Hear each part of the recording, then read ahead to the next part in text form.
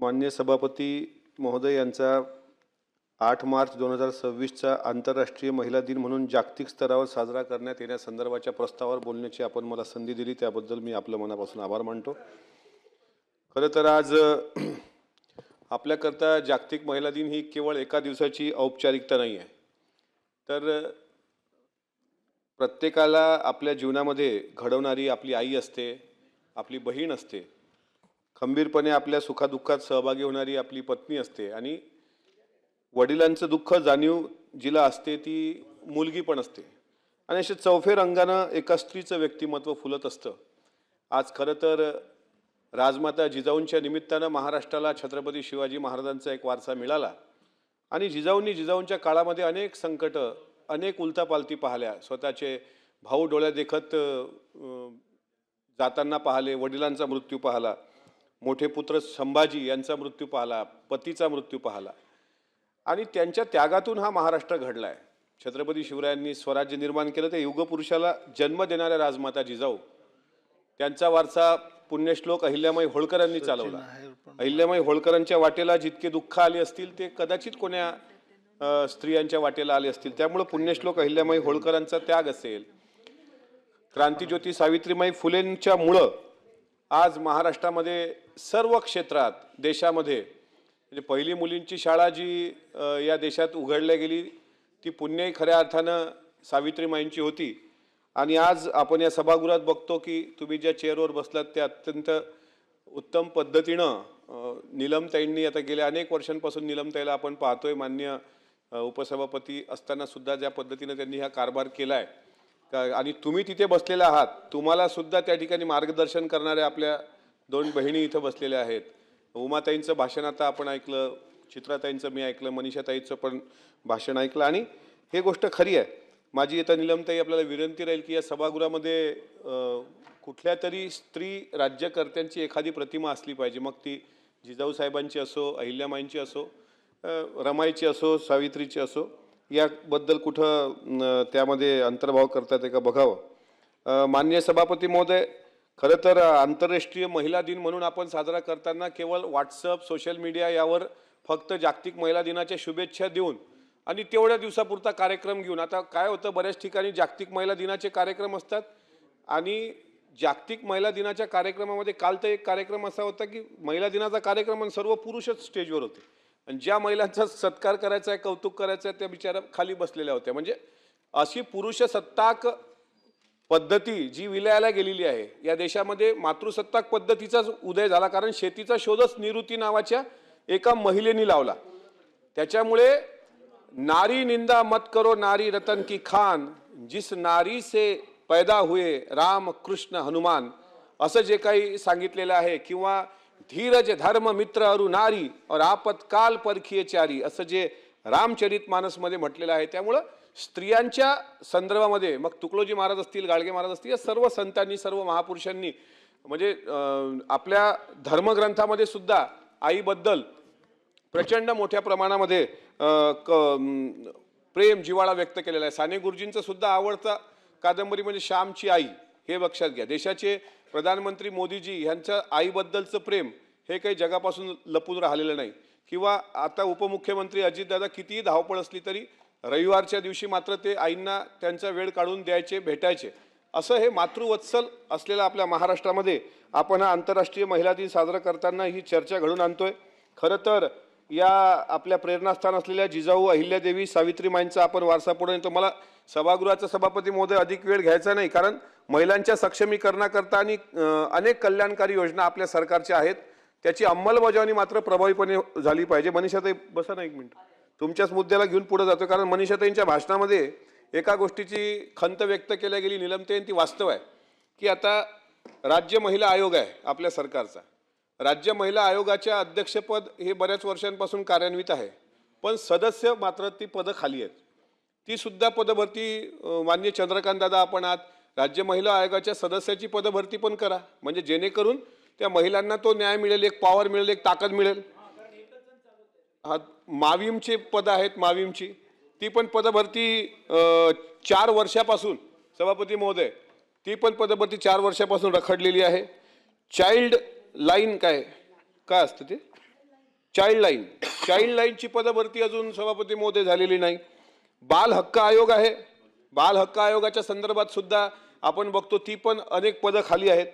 त्यामुळे आपण अंमलबजावणी करताना म्हणजे योजना चांगल्या आहेत सरकारच्या, पण त्याची अंमलबजावणी, पदभरतीच्या संदर्भातली अंमलबजावणी आणि मागच्या काळामध्ये शक्ती कायद्याच्या संदर्भात बरीच चर्चा झाली, म्हणजे खालच्या सभागृहात झाली, वरिष्ठ सभागृहामध्ये झाली, पण तो शक्ती कायदा जर अंमलात आणला तर मला असं वाटते की स्त्री अत्याचाराचं जे प्रमाण अलीकडे वाढते, मग बदलापूरमधली घटना असेल, अनेक ठिकाणी स्कूल बसमध्ये आपल्या लहान लहान चिमुरड्या मुलींवर अत्याचार झालेल्या अनेक घटना आपण रोज पाहतो. आत्ता एक बुलढाण्याची घटना पण आहे की शिक्षक पतीनेच पत्नीची सुपारी देऊन तिला संपविल्याची आत्ता 17 मिनिटापूर्वीची घटना आली. म्हणजे ह्या घटना राजरोसपणे होत आहेत, पण याला कुठेतरी पायबंद लागण्याकरता कठोर कायदा म्हणजे स्त्री शक्ती कायदा जो होता तो त्याच्यामध्ये द्रव्यदंड आपण वाढवला होता, त्याच्यामध्ये शिक्षेची तरतूद अधिक केली होती, पण तो कायदा कुठं आता त्याचं घोंगडं कुठं भिजत पडलंय त्याचा सुद्धा शोध घेऊन तात्काळ तो राष्ट्रपतीकडून मंजूर करण्यात यावा असं मला वाटतं.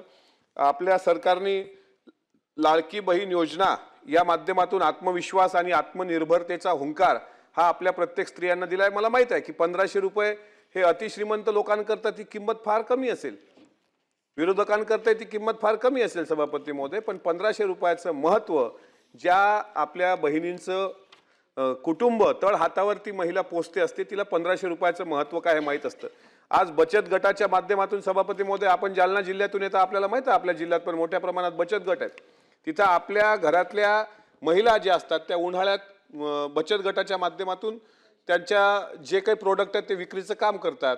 आता तुम्ही हॉटेलमध्ये समजा साधारणपणे आपण गेलो तर पापड 50-50 रुपयापर्यंत पापड भेटतात, पण पाकिट 50-50 रुपयात त्यापेक्षा चवदार आपल्या ग्रामीण भागातल्या बचत गटाच्या महिला निर्माण करू शकतात. मूगवड्या असतील, शेवळ्या असतील, कुरळ्या असतील, पापड असतील. आज सभापतींच्या दालनामध्ये जेवताना ज्या कुरळ्या आपण जेवतो त्या महिला बचत गटाकडूनच येतात असं मला कळतंय. म्हणजे सांगायचं तात्पर्य की ते बनवतात प्रोडक्ट, पण त्यांना माल विक्री करायला बचत भवन सुद्धा मला असं वाटते माननीय मंत्री महोदय आपण इथं आहात की ग्रामीण भागात एक बचत भवन जर उभं झालं महिला बचत गटाच्या आर्थिक कणा मजबूत करायला की तिथंच त्यांनी माल उत्पन्न करावा आणि तिथंच त्यांना विक्रीची सोय व्हावी, त्याकरता जर काही प्रयत्न सरकारकडून करता आले तर ते पण महत्त्वाचं होईल. अतुल सावे साहेब, मागं आपल्याला माहित आहे की एक मराठी, मी वारंवार सांगत असतो की आपली एक मराठी महिला आहे या एअर इंडियाच्या बाजूला पोह्याचं दुकान घेऊन बसते सकाळपासून आणि बाजूला चायनीज सेंटरवाल्यांना लायसन भेटतं, तिथं लाख लाख रुपयाची विक्री. ती बाई काय नाही सकाळी येते, तिचे 5-10 किलो पोहे आणते, तिथं तुमच्या महानगरपालिकेचे लोक येतात, हे गाडं उचलून घेऊन जातात आणि रोज तिला 1000 रुपये 500 रुपये फाईन. शेवटी आत्महत्या करण्याची वेळ त्या कुटुंबावर आली होती. कुटुंब माझ्याकडे त्यांची तक्रार पण आहे. त्यांचं म्हणणं असं आहे की चायनीज सेंटर, उडपीवाले, डोस्यावाले, इडलीवाले ते राजरोज तिथे व्यवसाय करतात जे भय्ये लोक आहेत महाराष्ट्राच्या बाहेरचे, UP बिहारचे. ना आता इथल्या मराठी स्त्री, मराठी माणूस जो आपण मराठी भाषा दिनाचा आपण गौरव सर्व करतो, पण तिच्या पोहा स्टॉलच्या विक्रीला जर साधं एक गाडं उत्पन्न म्हणजे भेटत नसेल, लायसन भेटत नसेल, तर मला असं वाटतं ही शोकांतिका आहे. मुद्दा जरी छोटा असला तरी हा मुद्दा अत्यंत महत्त्वाचा आहे. त्यामुळं मुंबईमध्ये आज ST चालक, बस चालक, बस वाहक ह्या महिला आहेत, तशा अनेक ठिकाणी रेस्टॉरंटच्या व्यवसाय आणि मराठी खाद्यपदार्थातून अर्थार्जन करणाऱ्या सुद्धा मोठ्या प्रमाणात मराठी मुली आणि मराठी महिला आहेत. त्यामुळे त्यांच्याकडे सुद्धा अशा पद्धतीने लक्ष देणं हे मला असं वाटते अपेक्षित आहे. मी तुमच्याकडे ते निवेदन दिलं होतं 2दा, त्याची अंमलबजावणी झाली नाही हे मला दुर्दैवानं सांगावं असं वाटतं. आता तुम्ही ती करावी अशी विनंती पण मी या निमित्तानं करतो. आपल्या देशाची, राज्याची आत्मनिर्भरतेकडे वाटचाल आहे. आपलं चौथे महिला धोरण आणि विकास निर्देशकाची निश्चिती आपल्या सरकारने केलेली आहे. सर्वसमावेशक कार्यक्रम आपल्या सरकारचे आहेत. मग लाड साहेबांनी सांगितलं होतं की शारीरिक दृष्ट्या सुद्धा त्या परिपक्व व्हाव्यात म्हणून आज बघा हिमोग्लोबिनचं त्यांच्या शरीरात असलेलं प्रमाण कमी. आणि मनीषाताई तुम्ही सुद्धा लोणार सारख्या भागात येतात, तुम्हाला विदर्भाचा अभ्यास आहे चांगल्या पद्धतीनं. आता आपला जो आदिवासी भाग आहे चिखलदऱ्याच्या पुढे आपण जर त्या ठिकाणी गेलो तर आपल्या आदिवासी महिला अनेक म्हणजे देशाच्या टेक्नॉलॉजीपासून म्हणजे AI टेक्नॉलॉजीपासून अनेक आपल्या महिला भगिनी आत्ताही दूर आहेत. त्याच्यामुळे त्या टेक्नॉलॉजीपासून दूर राहताना या युगामध्ये त्यांच्या आरोग्याची काळजी, त्यांच्या मुलांच्या शिक्षणाची काळजी आणि ग्रामीण भागातलं शिक्षण काय दर्जेदार नसतं असं नाही. जिल्हा परिषद शाळेत शिकणारी रेणुका केकन ही UPSC मध्ये काल 664व्या रँकमध्ये भारतात 664वी आली. IAS आणि काय जिल्हा परिषद शाळेचा पाया असणारी विद्यार्थिनी. त्याच्यामुळं महिलांना जर संधी मिळाली तर त्या कुठल्याही क्षेत्रामध्ये कमी नाहीत. मात्र ती संधीची उपलब्धता आणि त्याची अंमलबजावणी हे खऱ्या अर्थानं आपलं सगळ्यांचं काम असतं. आपल्या सर्व आपण सरकारमध्ये काम करत असताना निश्चितच जागतिक महिला दिन हा साजरा करत असताना आपण महिलांच्या संदर्भात बोललोत. माझ्यापेक्षा अधिक इथं उमाताई बोलल्या, प्रवीण भाऊ बोलले, त्यामुळे मला सभागृहाचा अधिक वेळ घ्यायचा नाही आहे. पण 8 मार्च हा जागतिक आंतरराष्ट्रीय महिला दिन हा केवळ कागदोपत्री न राहता त्यांच्या सक्षमीकरणाकरता सरकार ज्या गतीनं पावलं उचलते त्याची अंमलबजावणी अंमलबजावणी होणं महत्त्वाचं आहे. गाव तिथं बचत गटाच्या खाद्यपदार्थाला विक्री करता ग्राम बचत भवन, लाडकी योजना, लाडकी बहीण योजना 1500 रुपयाची अत्यंत लोकप्रिय योजना झालेली आहे. ती पण आता आपलं सरकार त्या माध्यमातून महिलांना 2 पैसे पदरी पाडण्याकरता एक त्यांनी हे दिलंय. आणि आता इथून पुढं आमची आपल्या या माध्यमातून महाराष्ट्रात अनेक ठिकाणी महिला संघटना आहेत. त्या महिला संघटनेच्या माध्यमातून म्हणजे अधिक अनुभव आपल्या निलमताईंना पण या बाबतीत आहे की त्यांनी अनेक वर्ष सामाजिक आणि राजकीय लढाया बघितल्यात, चढ उतार बघितलेत. पण अशा अनेक स्त्रिया आता, कारण मला असं कळलंय की जे महिला धोरण येणार आहे आपलं राजकीय महिला धोरण, म्हणजे राजकारणामध्ये सुद्धा महिलांचा आता 2029 मध्ये कदाचित मला अजितदादा सांगायचे का, हा पण 99 महिला आमदार सभागृहामध्ये, नाही राजकीय आरक्षण 33% आरक्षण जर लागू झालं आणि त्या निवडणुका म्हणजे आपल्या 288 प्लस 99 महिला आमदार येतील असं आम्हाला कळलंय, म्हणजे माहिती आहे. त्याच्यामुळे आता या महिला भगिनींनी राजकारणाकडे सुद्धा सकारात्मक दृष्टिकोन ठेवूनच आज मेघनाताई आपल्या महाराष्ट्राचं प्रतिनिधित्व करतायत. तर 99 महिला आमदार ज्यावेळेस सभागृहात येतील त्यावेळेस पुरुषांनाही तितकाच आनंद होईल. याबद्दल कोणाच्या मनात दुमत असण्याचं कारण नाही, कारण पुरुषसत्ताक पद्धती दुमत नाही, ती मत आहे. याबद्दल ती मत असण्याचं कारण नाही. त्याच्यामुळे आम्हाला विश्वास आहे. तर या आंतरराष्ट्रीय महिला दिनाच्या सर्व माझ्या माता भगिनींना आणि सर्व माझ्या पुरुष बांधवांना सुद्धा शुभेच्छा देतो. आणि आपण इतक्या संयमानं हे सगळं ऐकलं त्याबद्दल आपले आभार मानून माझ्या वाणीला विराम देतो.